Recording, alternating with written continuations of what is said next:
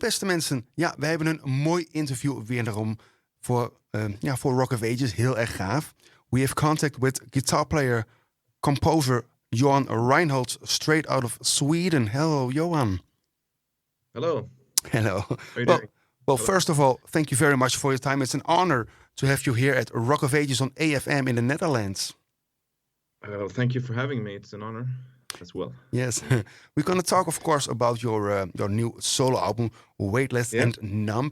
But first, Johan, I would like to go in the past with you because there's a lot of things to talk to about.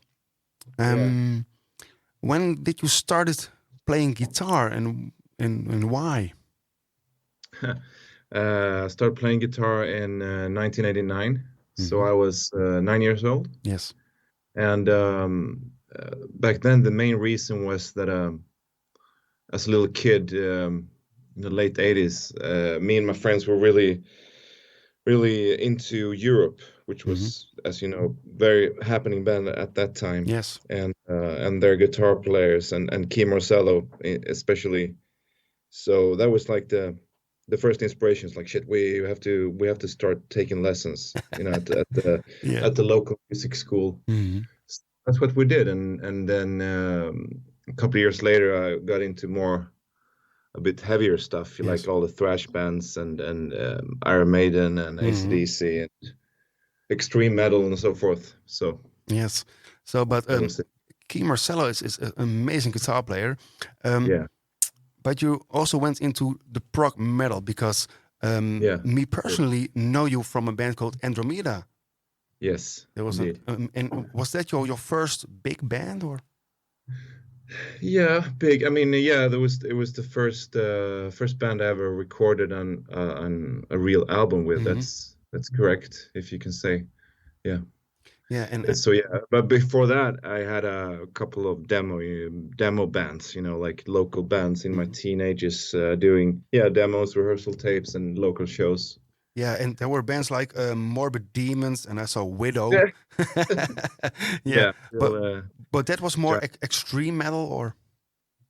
Morbid Demons was just very primitive, and then we had some other, like, the same kind of friends, just having a bunch of different, like, bands, but the same guys with just different names. And then Widow was a bit more serious, and that was a bit more like heavy metal, thrash metal, not that super extreme. And then in about 15, 16, I got into prog, like Dream Theater, of course, like everyone else at that time.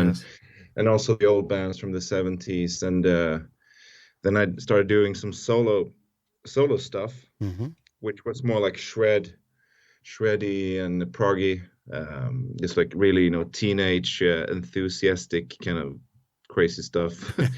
But so that landed me a record deal with War Music, nice. A local record label, which actually has some really good bands. And that was the start. That was in 98, 99. And that solo stuff then became Anderomeda. Anderomeda, yes. An extension of The Wish, that was the first album. For me personally, when I heard that album for the first time, we were like, oh my God, this is something special. Were you aware that you were making something different, something fresh and new? I don't know. Or you just follow your heart?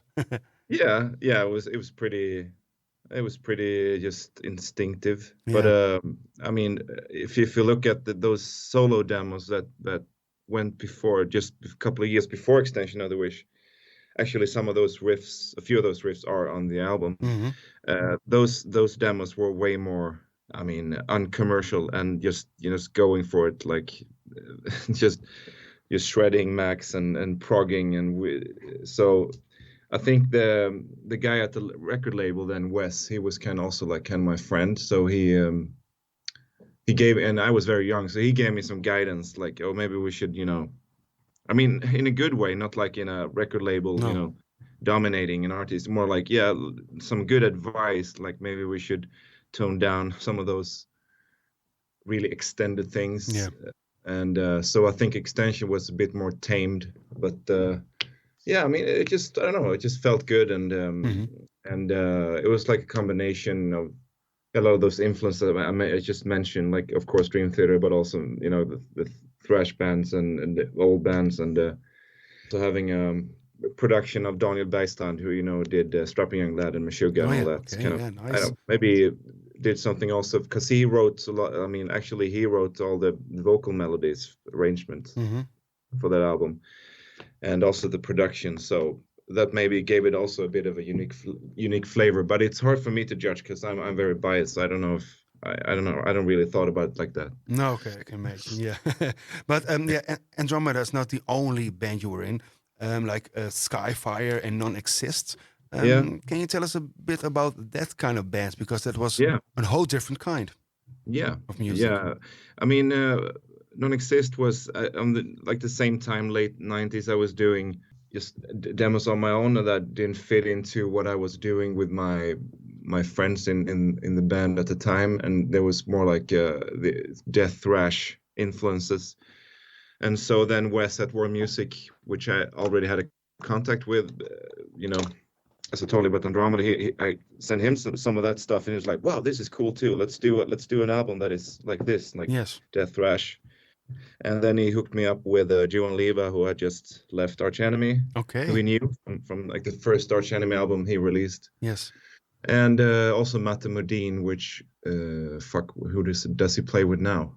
He played The Flesh and all those, and he played with Dark Funeral, and nice guy, good drummer. So yeah, that was also the same label that hooked me up with that Deel and those guys. So, but I mean, Nonexist also had some prog stuff in there, so it's kind of a bit linked to Andromeda, but just going for a more just fast and heavy. More fast and heavy. And then Skyfire was really an extension of a band I was in my early teens. There's old friends, and then I split with them, and then I joined that band 2004. So then I was never really like a main guy in that band. I'm mainly doing like solos and lead guitars when they record, and I don't really write. No. And it's not really my focus. I just do some solos and stuff. Some solo stuff on that. Yeah.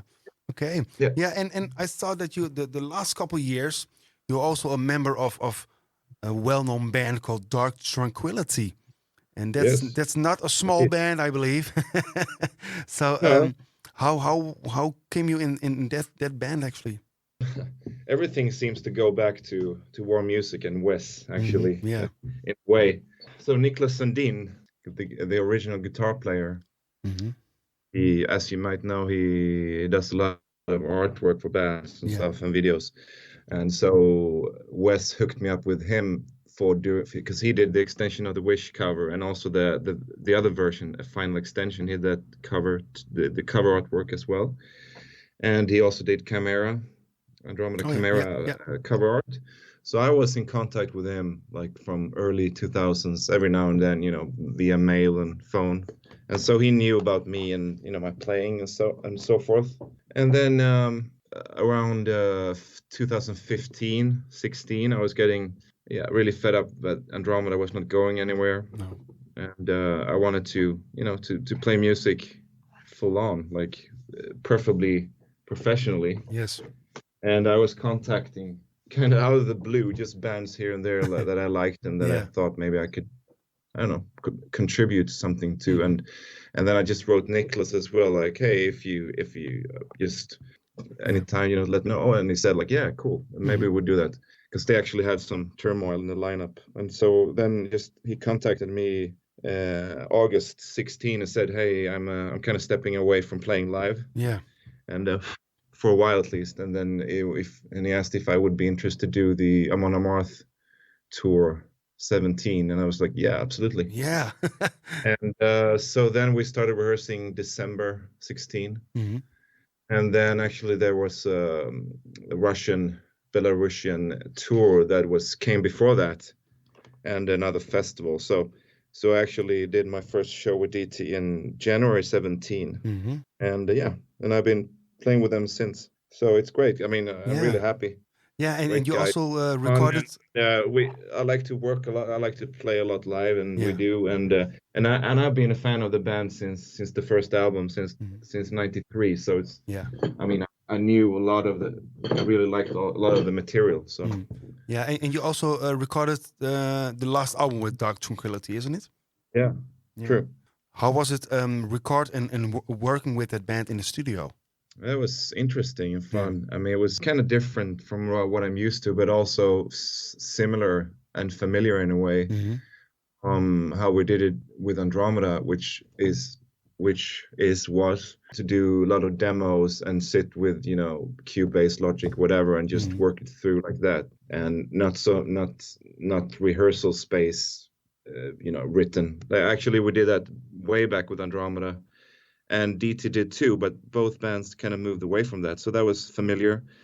But what was new is that was way more like collaborative and working with, sitting together 2, 3, 4 guys and just going over the things, the songs over and over, and really like a collective process. So that was kind of new. And yeah, just making sure that it kind of, you know, that it goes through the DT process machine, kind of. Yeah. Because this band, even though I think DT is really great, because there's a lot of it's a large spectrum, from a lot of soft stuff, atmospheric, clean vocals, to, I mean, to blast beats and really fast stuff and heavy stuff. So, and more synthy things. And so there's a wide palette, but what I learned was they also, there's a kind of a trademark that you shouldn't stray too much from. No, that so that was also Gothenburg sound, perhaps, to make sure that it's kind of within the trademark, so to speak. Yeah, that's important. So that was fun, and then it's like 3 years ago now, so it's a long time. Yeah, I can imagine that. Yes. Dit is Rock of Ages.